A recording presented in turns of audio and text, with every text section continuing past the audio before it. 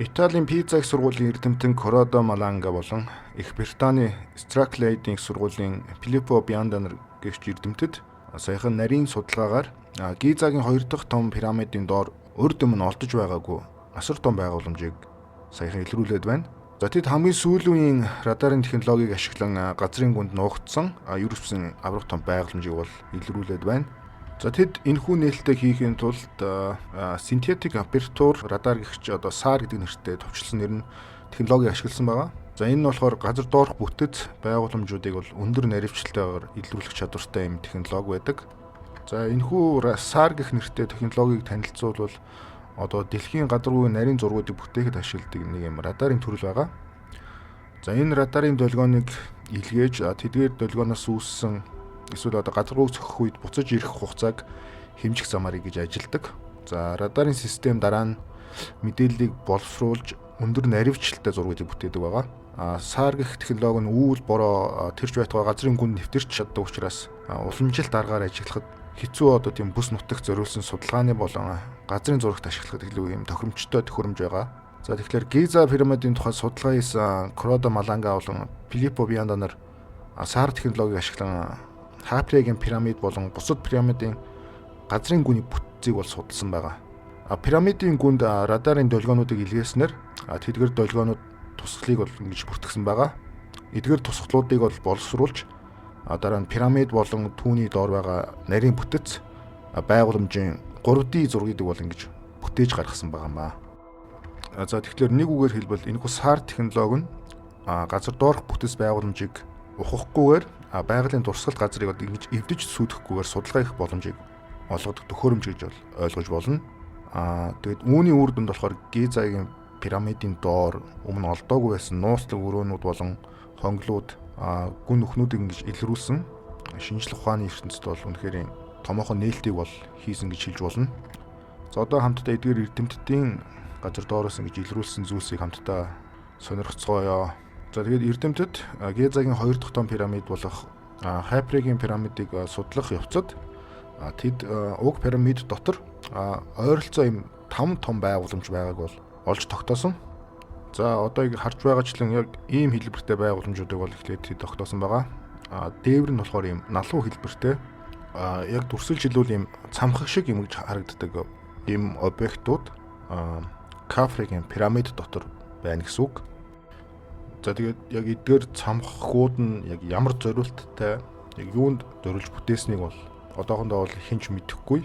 За дараагийн олдвор нь бол эдгээр 5 цамхаас илүү гайхамшигтай гэж хэлж болохоор юм олдврууд байсан.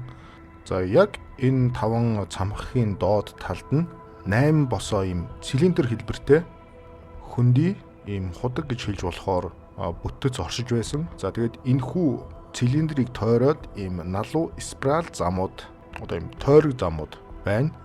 Бүх 8 цилиндр дээр.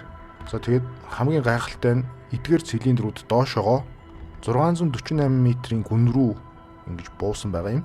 За ингээд зогсоогүй. Эдгээр 8 босоо цилиндр доошо замаар ингэж явсаар агаад 80 харьцах 80 хэмжээтэй юм 2 аврах том газар доор куб хэлбэрийн байгууламжтай нийлж. За тэгээд энэхүү 80 харьцах 80 хэмжээтэй куб хэлбэрийн байгууламж нь дахиад доошогоо 2 км газар доошо үргэлжилсэн байгаа. Маш сонирхолтой байгааз. Үүнийг дахиж тав хүндэд тайлбарлавал уг пирамидны суурийн ойролцоо 5 адилхан бүтэц байгааг бол илрүүлсэн. Эдгээр нь геометрийн хонглоор холбогдсон бөгөөд олон давхар бүтэц налуу дээвэртэй. За уг байгууламжуудын доор дахиад 8 босоо цилиндр хэлбэрийн худаг байх бөгөөд эргэн тойрондоо мушхай замтай. Худгууд нь 648 м гүнд доошогоо хүрдэг. За газар доорх худгууд доороо тус бүр 80 харьцах 80 метрийн хэмжээтэй 2 том шоо хэлбэрийн байгууламжтай бол холбогдож байгаа. Эдгээр цилиндрүүд доошоо явсараад 2 том байгууламжтай холбогдож гин гэсэн үг. За эдгээр бүх байгууламж нийлээд 2 км урт газар доорх тогтолцоог үүсгэж байгаа нь Гизагийн бүх пирамидын доогуур үргэлжилж байгааг бол харуулж байна. Судлаачид бол радиологийн технологи ашиглаж пирамидын доорх бүтцийг 3D хэлбэрлэл бол шилжүүлээд ийм нээлтийг бол хийсэн байгаа. За SAR технологи нь бол гадрууг нэвтлэх чадвартай. Радарын долгион ашиглан гүнд орших байгууламжийг бол дүрслэх боломж олгодог ийм төхөөрөмж байгаа. Ийм технологи. За тэгээд энэхүү судалгаа пирамидыг зөвхөн фараоны булш байсан гэх уламжлал ойлголтыг бол няцаах боломжтой болж байна. Зарим эрдэмтэд энэхүү нээлтийг эргэлзээтэй гэж үзэж байгаа. Ийм гүнзгий байгууламжуудыг илрүүлэхийн тулд радарын технологи хангалттай хүчин чадалтай хэсэгт бол эргэлзэж байна гэсэн. За тэгээд энэхүү судалгааны үр дүнг батлахын тулд цаашдын судалгаа бол хийх шаардлагатай байгаа бөгөөд олон улсын археологчид энэ талаар одоо бол нэгтэлж байна гэсэн мэдээлэл гараад байгаа. За энэхүү шуугиан тарихаар олдврын талаарх мэдээллийг бол саяхан уг хоёр эрдэмтэн Италид хэвлэлийн хурлын үеэр бол олон нийтэд бол зарласан. Саяхан 3 сарын 16-нд Италид болсон пирамидын олдвортой холбоотой иймхүү хэвлэлийн баг хурлын үеэр гайхалтай олдврын тухай бол мэдээллийг хүмүүст хүргэсэн байна. Гэхдээ яг энэхүү судалгааг бол саяхан хийгээгүй. Энэ бол одоогоос 3 жилийн өмнө буюу 2022 оны үед эдгээр хоёр эрдэмтэд Гизагийн пирамидыг судлах үеэр хийсэн. За тэгээд буцаад энэхүү олдврынхаа талаар ярилццгаая. За яг эдгээр олдврууд нь пирамидын доор байгаа олдврууд нь яг чухам яг ямар зориулалтаар бүтээгдсэн, үүнийг яг хүний гараар бүтээж болох уу? Эсвэл ямар нэгэн гадны оролцоотой бүтсэн үү гэдгийг бол одоохондоо бол хинч хэлж мэдэхгүй. Тэр ч байтугай бид нар одоо пирамидыг яаж анх барьсныг яг бүрэн тайлж чадаагүй байгаа шүү дээ.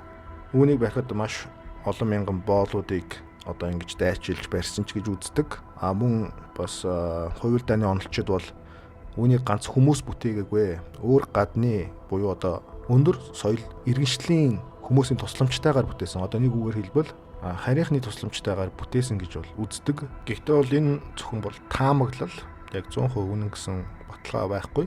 За тэгээд Кафрегийн доорх тэрхүү цилиндр хэлбэртэй одоохонд бол худаг гэж нэрлэдэг байгаа. Энэ объектууд яг ямар зориулттай бүтээгдсэн бэ? Эдгээр цилиндрүүдийг пирамидаас өмнө барьсан уу? Эсвэл пирамидын яг баригдаж дуусны дараа хийсэн үү гэдэг нь маш их сонирхол татж байна. За учир нь гэвэл тэр эртний цаг үед Египтүүд бол доошогоо бүхлүүд нь 648 м үргэлжлэх юм цилиндрийг бариад за тэр нь бас юм мушгиралтсан замтай гэж үзээд байгаа. За тэгээд энэхүү цилиндрүүд нь доошоо хувьсараад 80 харьцах 80 хэмжээтэй одоо куб байгууламжуудаас нийлсэн гэж байгаа. За тэгээд эдгээр хоёр кубууд нь дахиад доошоогоо 2 км үргэлжилсэн. Зориулт нь яг юунд юм бэ? Үүнийг бодоод үзэхэд тухайн үеийн хүмүүс, тухайн эртний цаг үеийн хүмүүс бол барих ямар ч боломжгүй. Барилаа гэж үзэхэд яг зориулт нь юунд юм? Доошоогоо 2 км ухах яг ямар шаардлага тэднэрт гарсан юм. Тэгэхээр энэ бол эртний цаг үеийн Египтүүдэд бол байх боломжгүй зүйл гэж хэлж болно. Одоо бид нар яг пирамидын доор ийм зүйлүүд байгаа гэдгийг бол олоод мэдчихлээ. Одоо харин үнийг цаашаага илүү нарийн судалж эдгээр цилиндрүүд болон тэрхүү байгууламжууд доошоогоо яг юунд хүрж байгааг нарийн судлах хэрэгтэй гэж үзэж байна. Магадгүй энэхүү олдврууд нь хөндөй дэлхийн онолуудтай ямар нэгэн байдлаар бас холбогдож болох юм. За эртний Египтийн судар бичигт бол нэг ийм үг байдаг. Энэхүү зан үйлийг бол Египтүүд дуат гэж нэрлэдэг байсан. За орчуулбал энэ үг нь бол газар доорх ертөнц буюу дараагийн амьдрал гэж орчуулагддаг байна. За тэгээд яг ямар учиртай гэхлээр нас барсан одоо хүний сүнс маш урт тийм аяллыг хийснээр газар доорх ертөнцөд хүрдэг гэсэн тийм тайлбар байдаг байна. За магадгүй тэр утгаараа яг энэхүү гүн цилиндрүүд нүхнүүд газар доорх ертөнцтэй холбогдож байгаа мó? Үнэхээр Египтүүдийн яриад байгаа газар доорх ертөнц гэж нэрлэдэг байгаа зүйл нь яг энэхүү замаар явсаар хагаад газар доорх ертөнц рүү хурж байна уу? Өөр ертөнцид очиж байна уу гэсэн бас ийм сонирхлыг төрүүлж байна. За уг пирамидын доор олдсон олдвортой холбоотой шинэ мэдээллүүдийг бид та бүхэнд цаг алдалгүй дараагийн дугааруудаас хүргэж явах болно. Шинэ мэдээллүүд гарсан даруйд та бүхэндээ бас хүргэнэ.